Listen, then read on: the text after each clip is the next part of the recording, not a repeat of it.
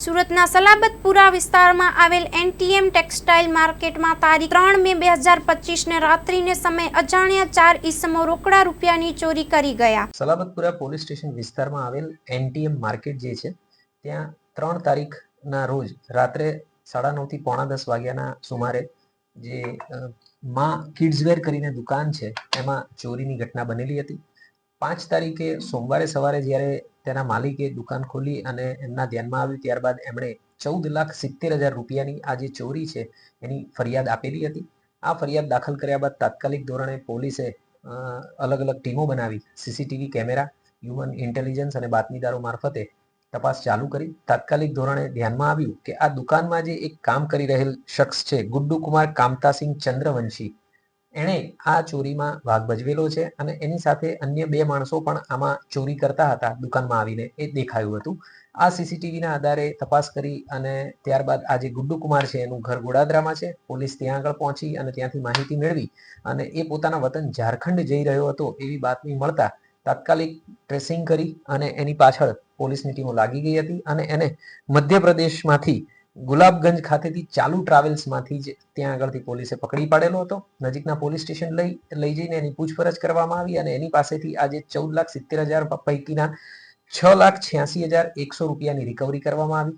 એની પૂછપરછથી બાકીના જે 2 માણસો છે એ બાબતે જાણકારી મળી અને તાત્કાલિક ધોરણે અન્ય ટીમોને રવાના કરી અને જે બાકીના જે 2 માણસો છે એમને પણ મિથિલેશ ઉર્ફે રાજેન્દ્ર ઉર્ફે રાજુ રોહિત ચૌરસિયા અને શંકર ગુલાકી મહતો વર્મા એ બંનેને પણ ઝારખંડથી પકડી પાડવામાં આવ્યા છે। એમની પાસેથી રોકડા 3,27,000 રૂપિયાની રિકવરી થયેલી છે અને આ પૈકી જે શંકર ગુલાકી મહતો છે એમણે પોતાના બેંક એકાઉન્ટમાં 2,55,000 રૂપિયા ભરેલા છે, એની રિકવરી પ્રોસિજર ચાલુ છે।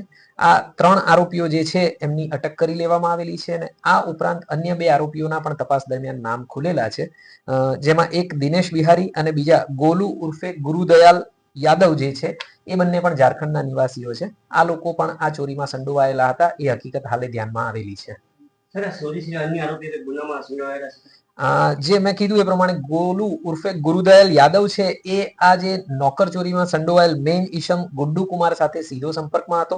આ ગોલુ ઉર્ફે ગુરુદયાલ યાદવની સામે 2018માં મિલેનિયમ માર્કેટમાંથી પણ આ પ્રકારે ચોરીનો ગુનો દાખલ થયેલો છે અને આ ઉપરાંત જે શંકર ગુલાકી મહતો જે છે એની સામે 2016માં પૂનામાં પણ નોકર ચોરીની ફરિયાદ દાખલ થયેલી છે।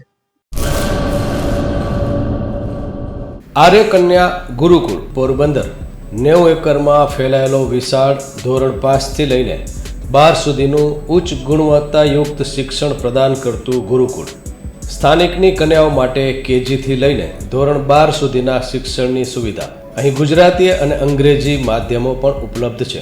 ગુરુકુળમાં કોમર્સ અને આર્ટ્સના વિષયોમાં ગ્રેજ્યુએશન સુધીના અભ્યાસક્રમની વ્યવસ્થા પણ છે। અભ્યાસની સાથે સાથે વ્યવસાયિક અભ્યાસક્રમો પણ વિદ્યાર્થીઓને પૂરા પડાઈ રહ્યા છે। અભ્યાસની સાથે દરેક પ્રકારના ખેલમાં વિદ્યાર્થીઓને કોચિંગ પૂરું પાડવામાં આવી રહ્યું છે। અહીં વિદ્યાર્થીઓને અભ્યાસની સાથે વેદ ધર્મગ્રંથના અભ્યાસ પણ અપાઈ રહ્યા છે, જેથી આપણી સંસ્કૃતિ ઉજાગર થઈ શકે। ગુરુકુળમાં અત્યાધુનિક ઢબે શિક્ષણ અપાઈ રહ્યું છે, જેથી છાત્રાઓ સમય સાથે તાલ મિલાવી શકે। અભ્યાસની સાથે સાથે સારા સંસ્કારોનું સિંચન કરવું તે ગુરુકુળની વિશિષ્ટતા છે, પરંપરા છે। આર્ય કન્યા ગુરુકુળ પોરબંદરમાં આપની દીકરીઓના એડમિશન માટે આજે જ સંપર્ક કરો 8258 030 33 3 8258 040 40 4।